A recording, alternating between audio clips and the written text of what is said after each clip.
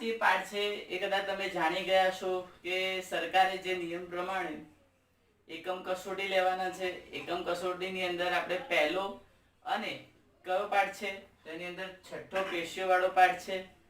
પહેલો અને છઠ્ઠો પેશિયો વાળો પાઠ છે તો આપણે તે પાઠને ભણવા જરૂરી છે. માટે આપણે જે ભણવા જઈ રહ્યા છીએ તેમાં આ પાઠનો ઉલ્લેખ એટલા માટે થશે કે આપણે પરીક્ષામાં બી આ કામ લાગશે. તો આજે આપણે પ્રશ્ન નંબર 1 વિશે ચર્ચા કરી રહ્યા છીએ. પેશી એટલે શું? પેશી કેવી રીતે ગોઠવાયેલી હોય છે? પ્રશ્ન શું છે સમજી લો. પેશી એટલે શું? પેશી કેવી રીતે ગોઠવાયેલી હોય છે તેના વિશે આપણે વાત કરીએ છીએ. તો હવે અહીંયા જો આપણે ઉદાહરણ લખીશું પેશી એટલે શું, પેશી કેવી રીતે ગોઠવાયેલા છે, તો અહીંયા વ્યાખ્યા આપેલી છે કે પેશી એટલે તો પેશી એટલે શરીરમાં એક નિશ્ચિત સ્થાનમાં એક નિશ્ચિત કાર્ય કરતો એક વિશિષ્ટ કોષોનો સમૂહ છે જેને આપણે પેશી કહીએ છીએ. પેશી એટલે શરીરમાં એક નિશ્ચિત સ્થાનમાં, આપણા શરીરની અંદર કોઈ એક નિશ્ચિત સ્થાન છે ત્યાં એક નિશ્ચિત કાર્ય કરતું, તે નિશ્ચિત કાર્ય કરતા નિશ્ચિત સ્થાન આવેલું છે ને એક વિશિષ્ટ કોષોનો સમૂહ રચાયેલો છે જેને આપણે પેશી કહીએ છીએ.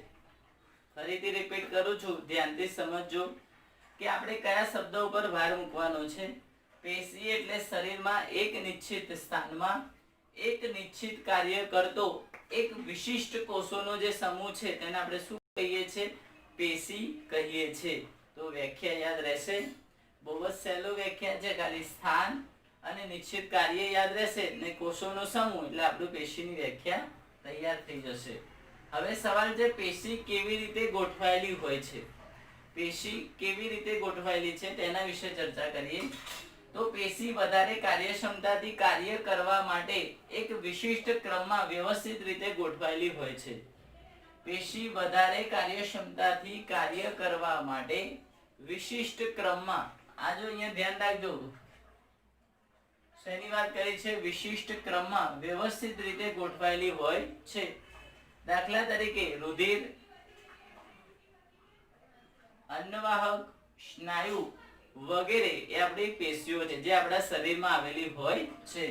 તો ફરીથી કહી દઈએ, પેશી વધારે કાર્યક્ષમતાથી કાર્ય કરવા માટે એક વિશિષ્ટ ક્રમમાં વ્યવસ્થિત રીતે ગોઠવાયેલી હોય છે. જેનું આપણે ઉદાહરણ લેવું હોય તો શું લખી શકાય? રુધિર, અન્નવાહક અને સ્નાયુ એ બધી આપણી શું છે? પેશીઓ છે. તો મિત્રો આટલો નાનકડો સવાલ જે 2 ગુણમાં પૂછી શકે, તો આ જે આપણો શરૂઆત છે પાઠની એ પહેલા પ્રશ્નથી થઈ. હવે આપણે આગળ આપણે હવે બીજો પ્રશ્ન જોઈશું.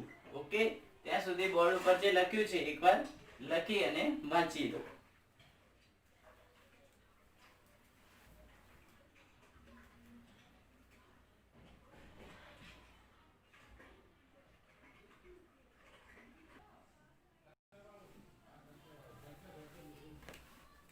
હવે વિદ્યાર્થી મિત્રો આપણે પ્રશ્ન નંબર 2 છે વનસ્પતિ અને પ્રાણીઓના કાર્ય અને પેશી આયોજનની તુલનાત્મક રચના કરો. શું પ્રશ્ન છે? તફાવત સ્વરૂપે છે, યાદ રાખજો. વનસ્પતિઓ અને પ્રાણીઓના કાર્ય અને પેશી આયોજનની તુલનાત્મક ચર્ચા કરો. એટલે કે આપણે વનસ્પતિ અને પ્રાણીઓની તુલનાત્મક ચર્ચા કરવાની છે, તે વિશે વાત કરવા જઈ રહ્યા છીએ. તો અહીંયા આપણે તફાવતના સ્વરૂપે લખીએ કે વનસ્પતિ અને પ્રાણીઓમાં શું તફાવત છે. પેશીઓની બાબતમાં અને એના કાર્યની બાબતમાં વાત થઈ રહી છે. એટલે આપણે એના તફાવતના 3 મુદ્દા અહીંયા ચર્ચા કરીએ. તો વનસ્પતિનો પહેલો મુદ્દો શું કહે છે કે વનસ્પતિઓ ગતિ કરતા નથી. એટલે કે વનસ્પતિઓ એક જગ્યાએથી બીજી જગ્યાએ ગતિ કરતા નથી. તેઓ એક સ્થાને સ્થાપિત હોય છે. તેઓ જે સ્થાને રહે છે તે સ્થાને સ્થાપિત હોય છે. એટલે કે એક જ ફિક્સ સ્થાન હોય છે, તે પોતાના સ્થાન બદલતા નથી. જ્યારે પ્રાણીઓ છે એ આહાર, પ્રજનન અને રહેણાંક માટે વિચરણ કરે છે. પ્રાણીઓ કેવા છે? તો તેઓ એક જગ્યાએથી બીજી જગ્યાએ ફરતા જ રહેતા હોય છે. શેના માટે? આહાર માટે, પ્રજનન માટે અને રહેણાંક એટલે આપણે જે રહેવા માટે. એક જગ્યાએ ન ફાવે તો બીજી જગ્યાએ જતા રહેતા હોય છે. જ્યાં તમને અનુકૂળન આવે તે જગ્યાએ વસવાટ કરે છે. એટલે કે અહીંયા તેઓ વિચરણ કરતા જોવા મળશે. એટલે પહેલા મુદ્દામાં તમને સમજાવ્યું છે કે વનસ્પતિઓ છે એ શું કરતા નથી. તો વનસ્પતિઓ એક જગ્યાએથી બીજી જગ્યાએ ગતિ કરતા નથી, એટલે કેવા છે? સ્થાયી છે. જ્યારે પ્રાણીઓ છે એ આહાર, પ્રજનન અને રહેણાંક માટે શું કરે છે? વિચરણ કરે છે. તમે બધા જ જોયા છે, વનસ્પતિઓને બી જોયા છે અને પ્રાણીઓને બી જોયા છે કે એક જગ્યાએ વસવાટ કરે પછી તેઓ ક્યાંથી હલતા નથી. હવે વનસ્પતિઓની વાત કરીએ તો બીજો મુદ્દો છે પ્રાણીઓની તુલનામાં ઓછી ઉર્જા વાપરે છે. પ્રાણીઓની તુલનામાં ઓછી ઉર્જા કોણ વાપરે છે? તો કે વનસ્પતિઓ. વનસ્પતિ પાસે જે ઉર્જાની વાત કરવામાં આવે તો તેમની પ્રાણીઓ કરતા એમની પાસે ઉર્જા કેવી છે? ઓછી હોય છે. જ્યારે વનસ્પતિની તુલનામાં વાત કરીએ તો પ્રાણીઓ વધારે ઉર્જા ધરાવે છે. કોની તુલનામાં? તો પ્રાણીઓ કરતા વનસ્પતિની જે ઉર્જા છે એ કેવી છે? ઓછી છે. જ્યારે વનસ્પતિની તુલનામાં પ્રાણીઓની ઉર્જા કેવી છે? તો કે વધારે છે. તો ઇન શોર્ટ વનસ્પતિની ઉર્જા ઓછી છે અને પ્રાણીઓની ઉર્જા વધારે છે. ખ્યાલ આવી ગયો મિત્રો? ઓકે, ચલો હવે ત્રીજો પોઈન્ટ જોઈએ. વનસ્પતિની વૃદ્ધિ કેટલાક પ્રદેશો કે ક્ષેત્રો સુધી સીમિત છે. હવે વનસ્પતિની જે વૃદ્ધિ થાય છે એ કેટલાક વિસ્તાર સુધી સીમિત હોય છે, પછી આગળ વધી શકતી નથી. જ્યાં સુધી તે ફેલાતા હોય ત્યાં સુધી જ ફેલાઈ શકે, પછી તે આગળ વધી શકતા નથી. જ્યારે પ્રાણીઓના કોષીય વૃદ્ધિ મોટા ભાગે કેવી હોય છે? સમાન હોય છે.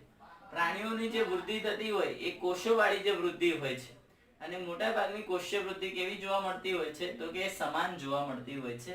તો આ રીતે આપણે તફાવતના 3 મુદ્દા આપી શકાય. કોના? વનસ્પતિ અને પ્રાણીઓના. કોના આધારિત? એના કાર્ય અને પેશીના આયોજનના આધારે. તો આ ખાલી માત્ર તમારી જાણકારી માટે છે, કોઈ એટલો બધો ઇમ્પોર્ટન્ટ સવાલ નથી, પરંતુ એની માહિતી આપણી પાસે હોવી જોઈએ. માટે આ આપણે લખી અને એકવાર તૈયાર કરી લો.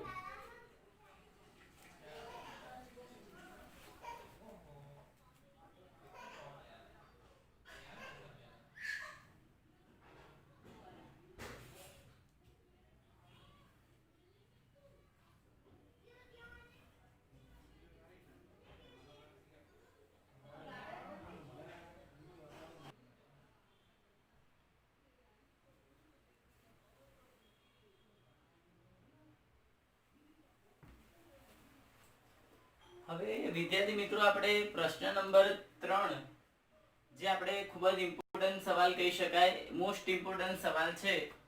વર્ધનશીલ પેશી એટલે શું? તેના સ્થાન અને પ્રકાર જણાવો. પ્રશ્નને ફરીથી સમજી લેજો. વર્ધનશીલ પેશી એટલે શું? તેના સ્થાન અને પ્રકાર જણાવો. તો અહીંયા વર્ધનશીલ પેશીના સ્થાન અને પ્રકાર વિશે આપણે ભણવા જઈ રહ્યા છીએ.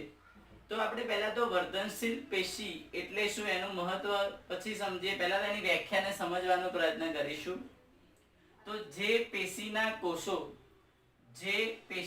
કોષો સતત કોષ વિભાજન પામી નવા કોષોનું સર્જન કરે છે.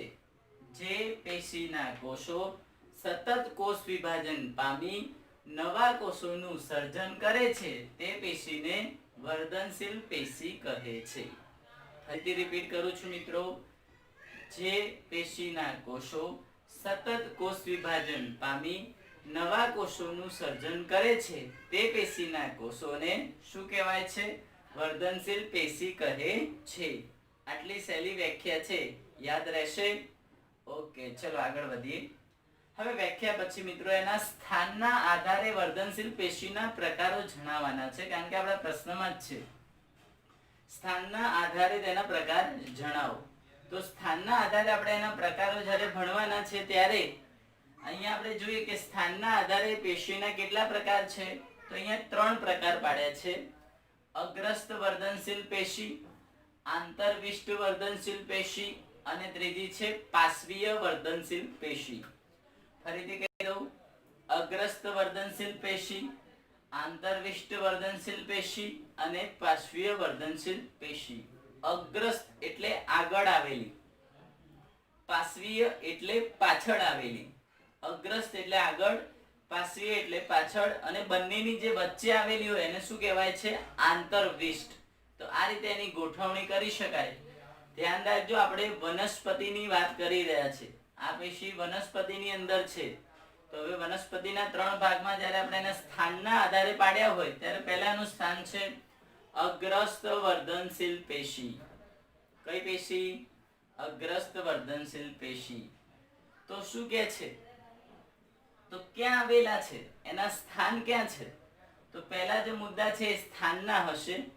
તો અગ્રસ્ત વર્ધનશીલ પેશી મૂળની ટોચ, જે વનસ્પતિની મૂળ આવેલી છે, મૂળાંગો, જે મૂળ તો તમને જાણતા જ હશો, તેની ટોચના ભાગે અને પ્રકાંડની ટોચના ભાગે આવેલા છે. તો ક્યાં આવેલા છે? મૂળની ટોચ અને પ્રકાંડની ટોચના ભાગે કઈ પેશી આવેલી છે? અગ્રસ્ત વર્ધનશીલ પેશી આવેલી છે. યાદ રહેશે ને? અગ્રસ્ત વર્ધનશીલ પેશી ક્યાં આવેલી છે?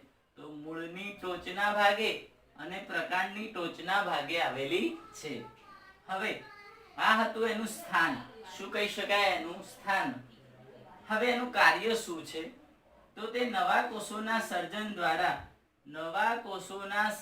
દ્વારા મૂળ અને પ્રકાંડની લંબાઈમાં વધારો કરે છે. નવા કોષોનું સર્જન કરીને, એટલે કે નવા કોષો જ્યારે સર્જિત થાય છે ત્યારે મૂળ અને પ્રકાંડની લંબાઈ, યાદ રાખજો, મૂળ અને પ્રકાંડની લંબાઈમાં શું કરે છે? વધારો કરે છે. તો આ છે અગ્રસ્ત વર્ધનશીલ પેશીનું કાર્ય. ફરીથી કહું, અગ્રસ્ત વર્ધનશીલ પેશી ક્યાં આવેલી છે? તો કે મૂળ અને પ્રકાંડના ટોચના ભાગે આવેલી છે. ક્યાં આવેલી છે?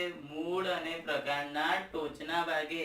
હું વારંવાર એકના એક શબ્દ રિપીટ કરું છું, ધ્યાન રાખજો મિત્રો, કારણ કે આ પ્રશ્ન ખાસ કરવાનો છે, પરીક્ષામાં પૂછાય છે એટલા માટે. પછી તેનું કાર્ય શું છે? તો અગ્રસ્ત વર્ધનશીલ પેશી નવા કોષોનું સર્જન કરે છે. સર્જન કરી દીધા પછી મૂળ અને પ્રકાંડની જે લંબાઈ છે તેમાં શું કરે છે? વધારો કરે છે. ઓકે, તો આ તો પહેલું સ્થાનના આધારે પ્રકાર, જેનો વર્ધનશીલ પેશીનો પહેલો પ્રકાર છે અગ્રસ્ત વર્ધનશીલ પેશી. ચલો હવે આપણે એનો બીજો પ્રકાર ભણીશું, આંતરવિષ્ટ વર્ધનશીલ પેશી. મેં તમને પહેલા બી કીધું કે આ બે પેશીની વચ્ચે ગોઠવાયેલી છે, એટલે મધ્ય સ્થાનમાં છે. એટલા માટે જ અહીંયા સ્થાન વિશે કીધું છે. બે સ્થાયી પેશીની વચ્ચે, અહીંયા જો બે સ્થાયી પેશીની વચ્ચે, એટલે કઈ બે સ્થાયી પેશી? તો અગ્રસ અને પાર્શ્વની વચ્ચે તે ગોઠવાયેલા હોય છે. હવે તમે ડાળીઓ તો જાણતા જ હશો, વનસ્પતિની ડાળીઓ. ડાળીઓની આંતરગાંઠની બંને તરફ જે નાની ગાંઠ જેવી રચના હોય છે ડાળીઓમાં, એની બંને તરફ કોણ આવેલું હોય છે? આંતરવિષ્ટ વર્ધનશીલ પેશી. અને બીજા ક્યાં આવેલા હોય છે? તો પર્ણ એટલે જે પાંદડા છે તેના તલ પ્રદેશના ભાગમાં આવેલા હોય છે. પર્ણના કયા ભાગમાં આવેલા હોય છે? તલ. તો યાદ રાખજો, વનસ્પતિના તલ પ્રદેશના ભાગે કોણ આવેલું હોય છે? આંતરવિષ્ટ વર્ધનશીલ પેશી. તો ફરીથી કહું, ત્રણ સ્થાન. બે સ્થાયી પેશીની વચ્ચે, યાદ રહેશે, બે સ્થાયી પેશીની વચ્ચે. બીજું, ડાળીઓની આંતરગાંઠ જે બંને તરફ. અને ત્રીજું, પર્ણના તલ પ્રદેશમાં આવેલા હોય છે. ત્યારબાદ શું કે છે? તો તેનું કાર્ય શું છે? તો બે આંતરગાંઠ વચ્ચેનું અંતર વધારે છે. બે આંતરગાંઠ વચ્ચેનું શું વધારે છે? અંતર, એટલે બંનેનું ડિસ્ટન્સ વધારે છે. કોણ? તો કે આંતરવિષ્ટ વર્ધનશીલ પેશી. તો ચલો મિત્રો, આ બી તમને ખ્યાલ આવી ગયો હશે.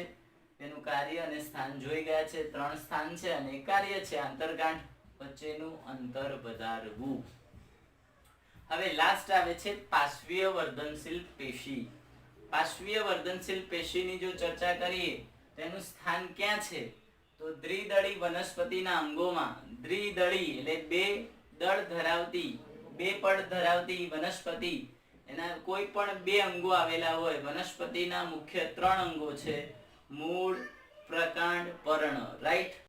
પરંતુ અહીંયા દ્વિદળી છે એટલે એને બે અંગ તો ચોક્કસ આવેલા છે. તો અહીંયા મૂળ અને પ્રકાંડની જો હું વાત કરું, તો મૂળ અને પ્રકાંડના પરિઘ્ય વિસ્તારમાં. તો હવે આ નવો શબ્દ છે તમારા માટે.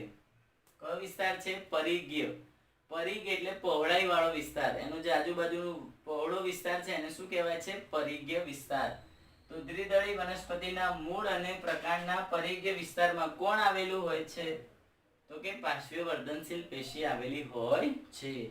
હવે કાર્ય શું કરે છે? તો તે મૂળ અને પ્રકાંડના પરિઘ વિસ્તારને વધારે છે. પરિઘ એટલે પહોળાઈ. મૂળ અને પ્રકાંડની પહોળાઈમાં કોણ વધારો કરે છે? તો કે પાર્શ્વીય વર્ધનશીલ પેશી. મૂળ અને પ્રકાંડની લંબાઈમાં કોણ વધારો કરે છે? તો કે અગ્રસ્ત વર્ધનશીલ પેશી. અને જો ડાળીઓની આંતરગાંઠ વધારે છે તો એ કોણ છે? તો કે આંતરશીલ પેશી. તો આવા 3 પ્રકારોમાં આપણે વિભાજિત કરેલી પેશીઓ છે મિત્રો.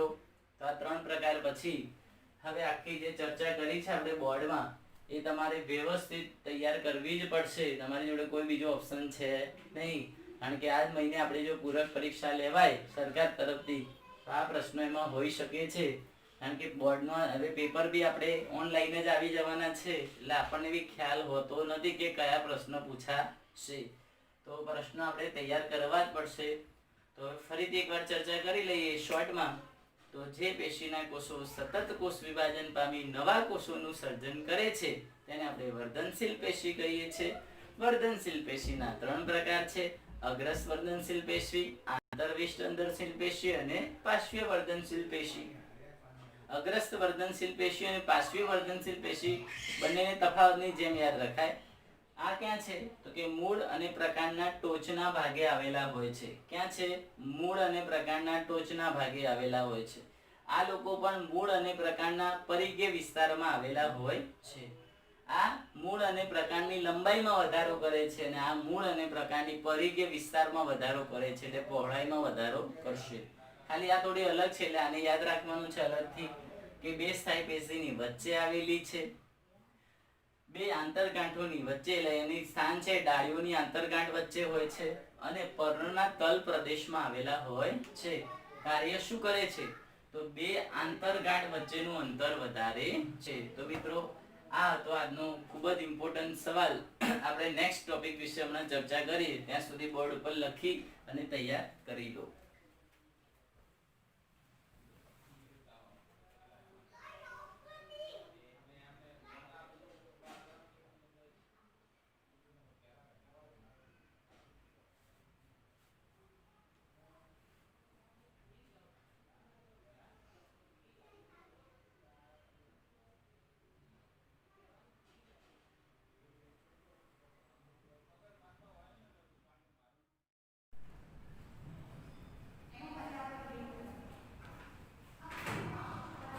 હવે વિદ્યાર્થી મિત્રો આપણે ચેપ્ટર નંબર જે 6 છે પેશીઓ, તેની અંદર આપણે આગળના પ્રશ્નોની વાત કરીએ તો આપણે વર્ધનશીલ પેશીના ટૂંકનો જે આપણે વાત કરી હતી કે એના પ્રકારો વિશે વાત કરી, કે એના કાર્ય વિશે વાત કરી, કે એના સ્થાન વિશે વાત કરી.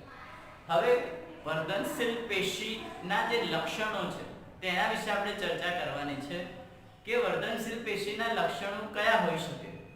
તો અહીંયા વર્ધનશીલ પેશીના આપણે લક્ષણો જોઈએ તો આપણને આખો એક કમ્બાઈન સવાલ પૂછાય કે વર્ધનશીલ પેશી એટલે શું, તેના પ્રકાર અને કાર્ય જણાવી તેના લક્ષણો જણાવો. જો આ પ્રશ્ન પૂછે તો આપણને 4 ગુણ મળી શકે છે. સમજો કે આપણને લક્ષણો ના પૂછે તો એના કાર્ય, પ્રકાર અને આખી ટૂંકનોંધના 3 માર્ક્સ. સપોઝ આ પ્રશ્નને થોડો ટુકડા કરી દે તો તમને અલગથી પ્રશ્ન પૂછી લે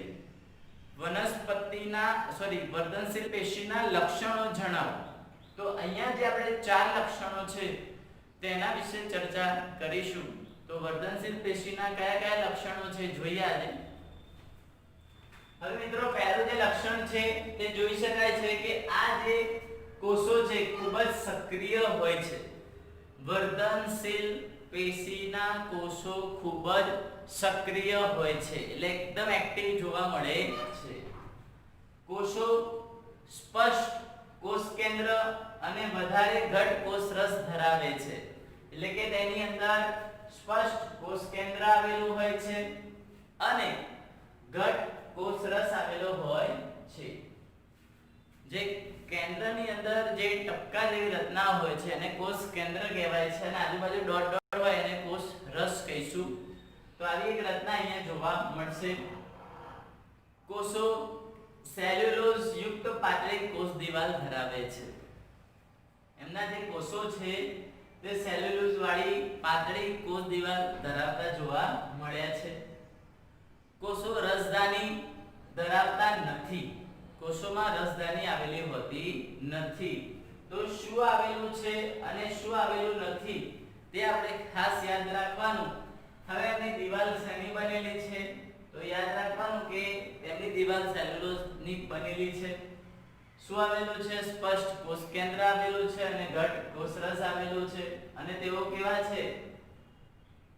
તો ખૂબ જ સક્રિય હોય છે. તો આ હતો વર્ધનશીલ પેશીના લક્ષણોની ચર્ચા કરી આપણે, જે 2 માર્ક્સમાં કદાચ અલગથી પૂછાય અથવા આપણી જે ટૂંક નોટ છે તેની અંદર જ એડિટિંગ કરી દેવામાં આવતું હોય છે. હવે આ જે પ્રશ્ન છે, હાલમાં વર્ધનશીલ પેશી મોસ્ટ ઇમ્પોર્ટન્ટ સવાલ ચાલી ગયો, જેને આપણે 4 ગુણમાં કહી શકાય. હવે આપણે જે નેક્સ્ટ જે પ્રશ્ન છે મૃદુતક પેશી, જે ખૂબ જ ઇમ્પોર્ટન્ટ પ્રશ્ન કહેવાય છે, મોસ્ટ આઈએમપી. આ પાઠની અંદર કેટલીક પેશીઓ છે જે મોટી મોટી ટૂંકનોટ સ્વરૂપે આપેલી છે અને મારા દ્રષ્ટિએ તમામ મોસ્ટ ઇમ્પોર્ટન્ટ થિયરી છે, જેને આપણે કમ્પલસરી કરવી જ પડશે, જેના વગર આપણે કોઈ છૂટકો છે નહીં. તો અહીંયા આપણે મૃદુતક પેશીની લક્ષણો, પ્રકાર તથા કાર્ય વિશે બી ચર્ચા કરીશું. તો પ્રશ્ન સમજી લો. મૃદુતક પેશી કોને કહે છે? તેના લક્ષણો, પ્રકાર તથા કાર્ય જણાવો. તેના લક્ષણો, પ્રકાર તથા કાર્ય જણાવો. આ વિશે આપણે ચર્ચા કરવા જઈ રહ્યા છીએ. તો મિત્રો સૌપ્રથમ આપણે મૃદુતક પેશીની વ્યાખ્યા જોઈશું. મૃદુતક પેશી કહેવાય કોને? વનસ્પતિના થોડાક સ્તરો આધારઉતક કાર્ય કરતી પેશીનું નિર્માણ કરે છે. આધારઉતકનું જે કાર્ય કરતી શું કરે છે? પેશીનું નિર્માણ કરે છે, જેને મૃદુતક પેશી કહે છે. વનસ્પતિના થોડાક સ્તરો આધારઉતક રચતી પેશીઓનું નિર્માણ કરે છે. હવે આધારઉતક રચતી પેશીઓ જે બનાવે છે એને આપણે શું કહીએ છીએ? તો કે મૃદુતક પેશી કહે છે. યાદ રહેશે ને વ્યાખ્યા? ફરીથી રિપીટ કરું છું, વારંવાર એકની એક વાત રિપીટ કરું છું, ધ્યાનથી વાંચી તૈયાર કરવાની છે. આને જેટલી વાર સમજો, જેટલી વાર યાદ રાખો, જેટલી વાર બોલો એટલી વાર યાદ રહેશે. વનસ્પતિના થોડાક સ્તરો આધારઉતક કાર્ય કરતી પેશીઓનું નિર્માણ કરે છે, જેને મૃદુતક પેશી કહે છે. આવડશે? ઓકે, ચલો હવે આપણે એના લક્ષણો વિશે જાણીએ. તેના લક્ષણો કેવા છે? તો મોટા ભાગના કોષો કેવા છે? જીવંત હોય છે. મૃદુતક પેશીના જે કોષો છે એ મોટા ભાગના કેવા જોવા મળે છે? જીવંત. હવે કોષોના પાછા 2 પ્રકાર હોય. કોઈ જીવંત હોય છે, જેમ કે જીવતા કોષો, સજીવ જેવા. કેટલાક મરેલા, મૃત્યુવાળા હોય છે, જે નિર્જીવ જેવા હોય છે. તો અહીંયા કેવા છે? તો કોષો જીવંત હોય છે. યાદ રહેશે? જેની નીચે હું અંડરલાઈન કરું એ હાઇલાઇટ થાય છે, એ યાદ રાખવાનું છે આપણે. તે પાતળી કોષ દિવાલ યુક્ત સરળ કોષોના બનેલા છે. કેવા કોષોના? તો કે પાતળી કોષ દિવાલ ધરાવતા સરળ કોષોથી બનેલા હોય છે. તે પાતળી કોષ દિવાલ ધરાવતા સરળ કોષોના બનેલા હોય છે. યાદ રહેશે? તે કેવા છે? જીવંત છે. તે પાતળી કોષ દિવાલ વાળા કોષોના બનેલા છે. ત્યાર પછી કોષોના કોષરસમાં મોટી રસધાની આવેલી હોય છે. તમે જો વર્ધનશીલ પેશીમાં રસધાની આવેલી નથી. વર્ધનશીલ પેશી રસધાની ધરાવતા નથી, પરંતુ મૃદુતક પેશી મોટા કદની રસધાનીઓ ધરાવતા હોય છે. તો આ છે એનું લક્ષણ. કોષો વચ્ચે આંતરકોષીય અવકાશ રહેલા હોય છે. એટલે એની મતલબ કે તેની વચ્ચે જગ્યાઓ રહેલી હોય છે. તમે જો પેશીઓની આપણે વાત કરીએ તો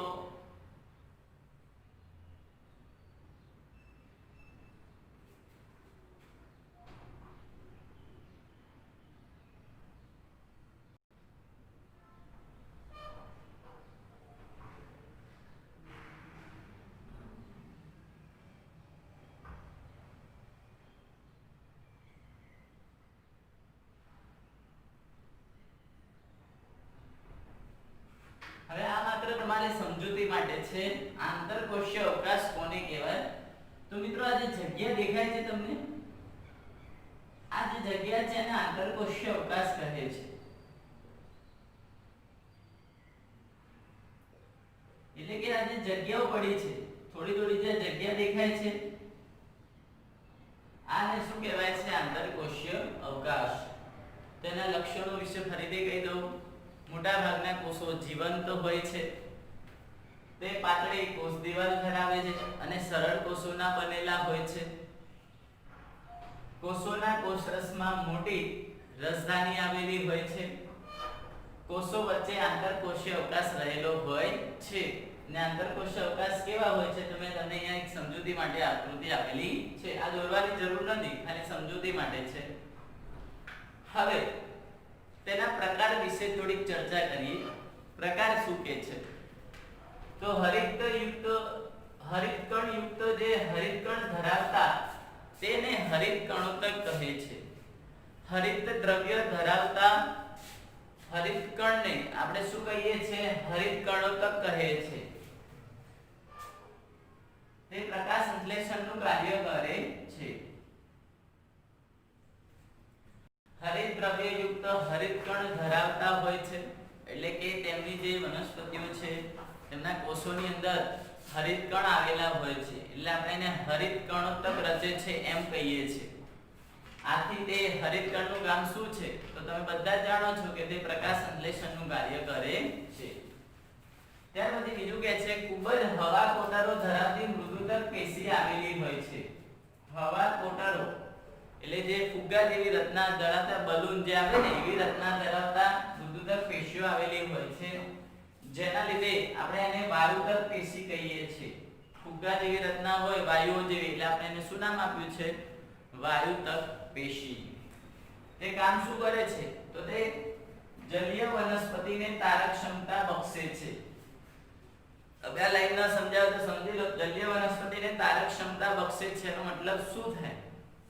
તો તે પાણીની અંદર તમે વનસ્પતિ જોઈ હશે, પાણીની ઉપર તરતી હોય, જેમ કે કમળ તમે જોયું હશે પાણીની ઉપર તરે છે. તો એ કોઈ પણ વનસ્પતિ પાણી પર તરતી હોય તો પાણી પર રહેતી હોય તેનો આધાર શું? તેનો આધાર છે મૃદુતક પેશી. કારણ કે તેની અંદર વાયુતક પેશી આવેલી હોય છે અને આ વાયુતક પેશીના લીધે તે તારક ક્ષમતા એટલે તરવાની ક્ષમતા તેમાં જોવા મળતી હોય છે. તો આ તો એના પ્રકાર વિશે વાત. તે હરિતકણ તરીકે બી ઓળખાય છે અને તે વાયુતક પેશી તરીકે પણ ઓળખાય છે. યાદ રહેશે ને? ઓકે. હવે લાસ્ટમાં કાર્ય વિશે થોડી ચર્ચા કરીએ કે મૃદુતક પેશી શું કાર્ય કરતા હશે.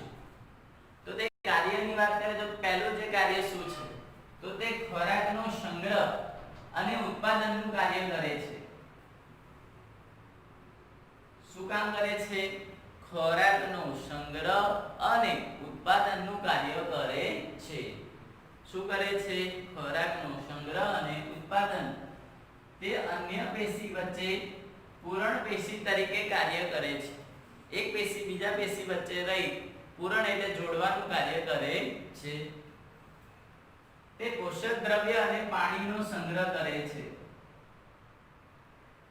તેમાં રહેલા પોષક દ્રવ્યો અને પાણીનો શું કરે છે? સંગ્રહ કરે છે. તે જલીય વનસ્પતિના અંગો છે એને આધારોત્તક રચે છે. એટલે જ આપણે એને આધાર આપતી પેશીઓ કહીએ છીએ. આધારોત્તક રચવાનું એટલે બધી જે વનસ્પતિઓ છે એને આધાર આપવાનું કામ કોનું છે? તો કે મૃદુતક પેશીનું કામ છે. જલીય વનસ્પતિને તારક ક્ષમતા બક્ષે છે. તારક એટલે તરવાની ક્ષમતા આપે છે. એટલે કે તરવા જે વનસ્પતિ ઉપર તરતી હોય પાણી પર, એ તરવાની ક્ષમતા કોના લીધે જોવા મળે છે? તો કે મૃદુતક પેશીના લીધે જોવા મળશે. તો ફરી તેના 5 કાર્ય રિપીટ કરી લઈએ. તે ખોરાકનો સંગ્રહ અને ઉત્પાદનનું કાર્ય કરે છે. તે અન્ય પેશી વચ્ચે પૂરણ પેશી તરીકે કાર્ય કરે છે. તે પોષક દ્રવ્ય અને પાણીનો સંગ્રહ કરે છે. તે વનસ્પતિના અંગોને આધારોત્તક આપે છે અને તે જલીય વનસ્પતિને તારક ક્ષમતા બક્ષે છે. તો મિત્રો આખો આ જે ઓલ ઓવર પ્રશ્ન છે એ મૃદુતક પેશી ખૂબ જ ઇમ્પોર્ટન્ટ સવાલ છે પરીક્ષા માટે. એકવાર તમે બોર્ડ ઉપર જોઈ લો, બરોબર, પછી આપણે એના વિશે થોડુંક સમજાવીશું કે હવે પેશીઓ આપણે આગળ કઈ રીતે ચર્ચા કરીશું અથવા કઈ રીતે ભણીશું. કારણ કે આપણે જોયું કે હમણાં જ આની પરીક્ષા લેવાની છે, કોઈ પણ પેશી પરીક્ષામાં પૂછાઈ શકે કે આપણને બી ખબર નથી કે કઈ પેશી પૂછાશે, માટે આપણે પેશીઓ વિશે થોડી ચર્ચા થશે.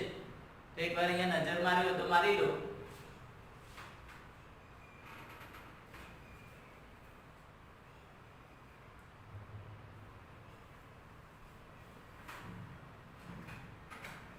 તો આ જે પેશીઓનું આપણે લખી દીધા પછી હવે આપણે શું કરવાનું છે?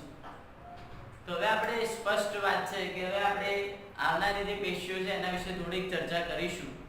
આવનારી પેશીઓમાં જ્યારે ચર્ચા કરીશું ત્યારે આવી પેશીઓ આવશે જેને આપણે નેક્સ્ટ લેક્ચરમાં ચર્ચા કરવાના છીએ. ત્યાં સુધી આ જે પેશીઓ છે તેને ખૂબ જ વ્યવસ્થિત રીતે વાંચી તૈયાર કરી અને લખી અને તૈયાર કરજો, કારણ કે યાદ નહીં રહે એટલે આ લખીને તૈયાર કરવી પડશે. ત્યાં સુધી આવજો મિત્રો. નેક્સ્ટ લેક્ચરમાં આપણે ફરીથી મળીશું.